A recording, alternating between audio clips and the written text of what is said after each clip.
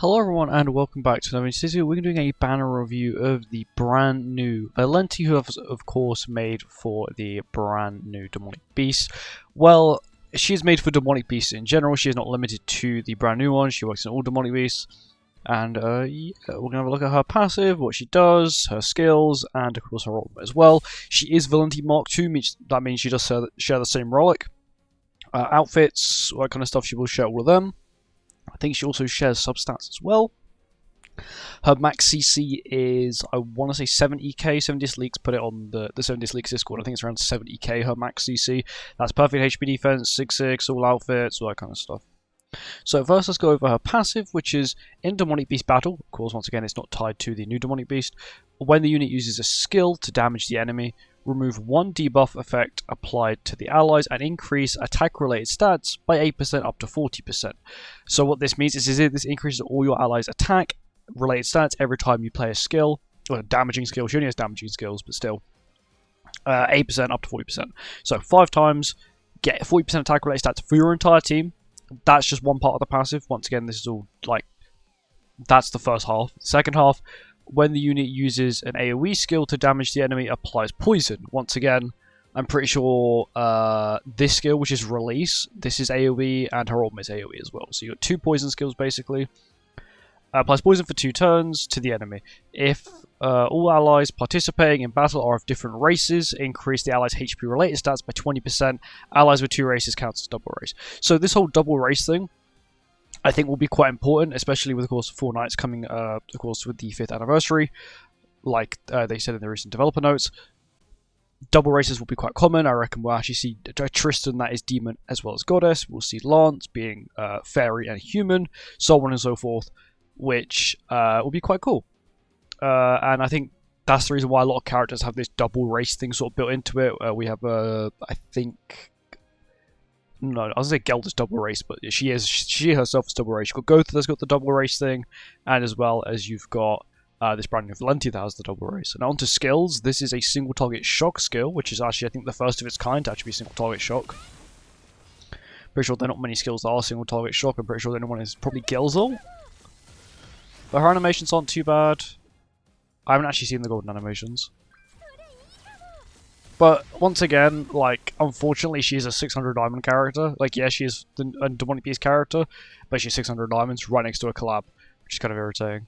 This is a release skill, so it does 100% and 120% damage, and then once again 80% release, which means it releases 80% of the damage of the debuff applied.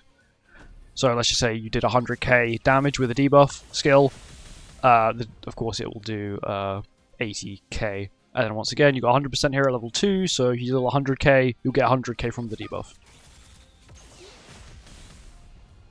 And then 100, once again, level 3 is 130%, it means if you do 100k, you do 130k from this skill, basically. And I think that could actually be quite good, because of course her ultimate does inflict poison as well. Of course it won't during the... during this, because this is the training ground bit, and they don't have their passives applied here. But what would happen is she would ult, it would apply poison, but the poison damage would be based off the ult damage, and her ultimate gives her damage increase as well as damage reduction, both being 50% at 1/6, which is nice and cool. It doesn't scale any higher than that, it's 50% at 1/6, So the only thing that will scale will be the actual damage of the ult. And this is just the normal Mark II Valenti ult as well. Her relic, if you want to know what her relic is every time an ally gets crit, she gives herself 8% attack up to 40%. So technically, she could give herself 80% attack, which is a lot of attack. It basically means you won't need attack right down for it. You can just run HP defense, or you probably run HP defense on her anyway. But HP defense is definitely the way to go. You can also get a free multi, but from what I've seen, I don't think it's possible to get the free multi day 1, which is slightly irritating. Let's look at the banner itself.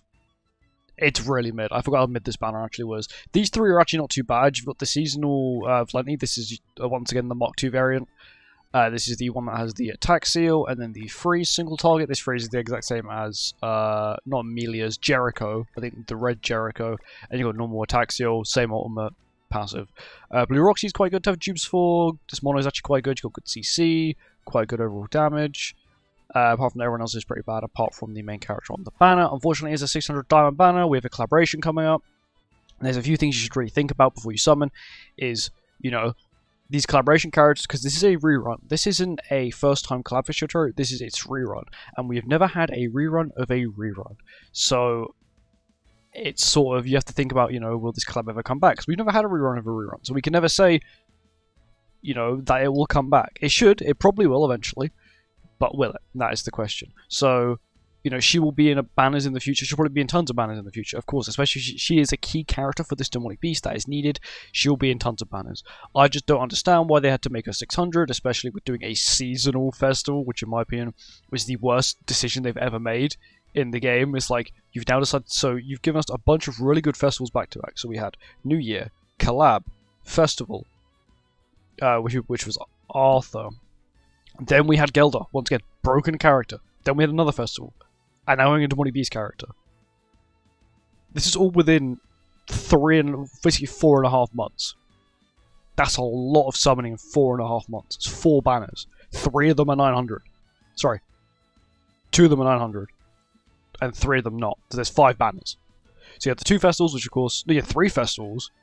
You had Melly, Arthur, and Gotha. And then you had Gelder, the collab, and now... Bro, this is 6 banners! 6 banners in 3.5 months. Sorry, 4.5 months. That's absurd. 3 of them were 900. 3 of them were 600. And one of them had 3 characters on it. None of them were free. Insane. Of course, you know, I'm probably just going to wait and see what the collab's like first before I decide if I want to summon on this. I probably will end up summoning on Valenti anyway, because of course she's a Demonic Beast character. She can actually be used in all Demonic Beasts, and I think that she will actually excel in every Demonic Beast. And I think that she could actually be quite good, especially for people who don't actually own, you know, mainly like all of them apart from Yorm. I think Yorm is still definitely one that you kind of want. But I do believe that, you know, if you don't have Magelda, you don't have the woman for Tonar for dogs, I think she should be used there. I've seen Dora-chan use her in, wherever it's called, Nidhogg. Like, I think she will be quite good everywhere. Apart from Deer. So of course, if you got Yorm, you don't have any of the other ones, she might be a nice pickup. Because she's not going to be she's not going to be put on normal banners. What I mean by this is that normally the Demonic Beast characters are Ragnarok. What I mean by that is, you know, you've got Yorm, you've got Freya, you've got Tonar. I'm even going to use Freya as well, because he also, you know, immunity to ignites, stance removal, that kind of stuff. I've got this man talks way too much. But, of course, because she's a catastrophe, catastrophes are not regularly available. They're not in the race tickets, so that will be, once again, another problem. She'll not be she won't be obtainable very often, sort of like Summer Margaret. But Summer Margaret, she's been out for... she came out August, so... She's been out for quite a while. 8 months, nearly. Let's say 7 months. And she's been out, I won't say a handful of times. She's been out less than 10 times, including her own banner. Which, you know, it's understandable.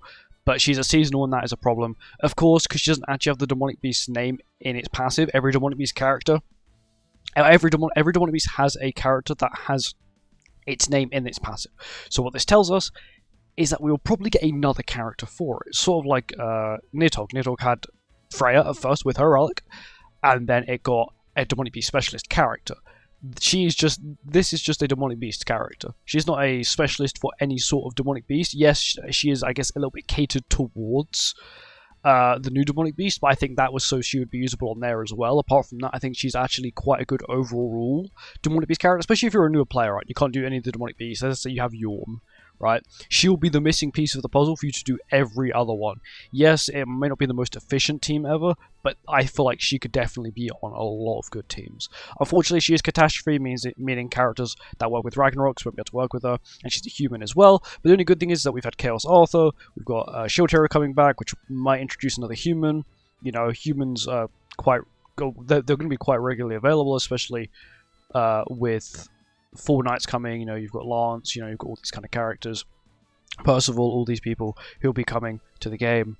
And they'll be human, so, you know, Chaos Arthur will get from that, LR Escanor will be able to benefit, Roxy, this Valenti because she's human as well, and then, you know, in Demonic Beasts, it's not too bad. You know, you may be able to use her quite frequently. Unfortunately, a chunk of a passive does require you to have different races to get the buff from it, but if you were to run on a human team, you could run, like, Transcendent Bond and basically remove, well, well, not remove, but you can basically replace the 20% HP related stats because he provides 5% HP related stats per human ally. So there you go, you could pay for it then. But overall, if you're not too sure if you should summon, wait for the collab.